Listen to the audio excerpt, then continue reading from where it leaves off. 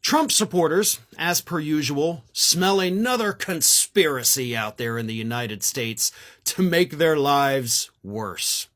And it all started this week in Charlotte, North Carolina, where Donald Trump held a rally, and dozens of Trump supporters, upon leaving the rally, went back to their cars only to find that their cars had been towed away at the expense of $380 a pop for people to get their cars back. So here is what happened. Apparently there was a Dunkin' Donuts that was a couple blocks away from where Donald Trump was giving his speech. So a bunch of Trump supporters parked at the Dunkin' Donuts, even though there were plenty of signs, according to the management, the people there, and the tow truck driver. Plenty of signs in the Dunkin' Donuts parking lot that says parking is for customers only, all others will be towed. So very clear, very explicit.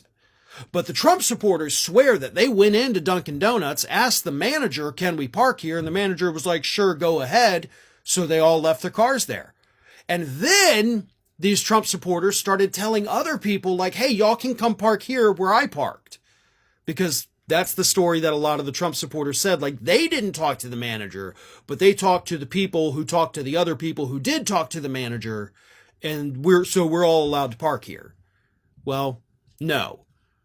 The manager called the tow truck company. The tow truck company made a hell of a lot of money that day, supporting local businesses, by the way. That's a good thing.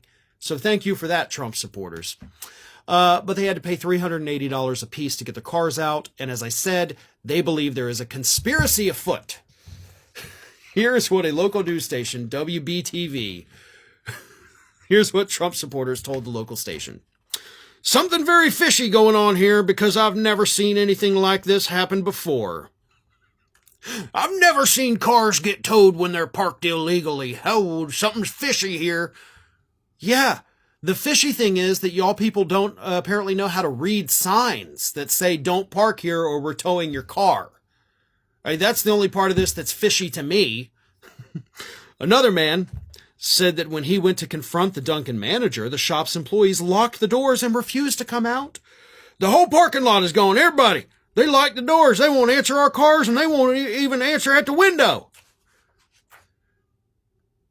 Can you blame them? A bunch of energized Trump supporters who just came from a hate rally, and now they're even more pissed off because their cars got towed. I wouldn't open the door for those people either.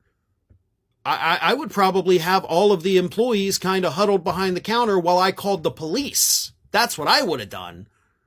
I mean, let's face it, y'all are not the most calm and rational people on the planet, so you cannot fault the Dunkin' Donuts employees for locking the doors and not wanting to deal with irate Trump supporters who, again, had just attended a hate rally.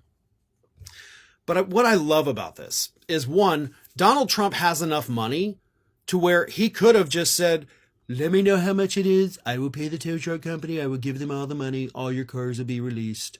And I'll buy Krispy Kreme donuts for everybody because screw Dunkin', right? He could have done that. He didn't do it because he doesn't give a crap. But also think about how horrible it is for those people. Not that I'm asking you to have empathy for them. But not only do you have to sit through a Trump rally where he was stuttering and stammering and incoherent for almost the entire time, so you get kind of gypped with that, right?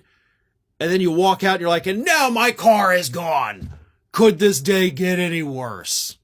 Well, hey, as I've repeatedly said, you get in bed with Donald Trump, you're not going to get your happily ever after. And that goes for his supporters too. It's not just for the lawyers that work with him. It's not just for the staffers that worked in his White House. Apparently anybody who goes out there and wants to love Donald Trump eventually gets jilted, and they're the ones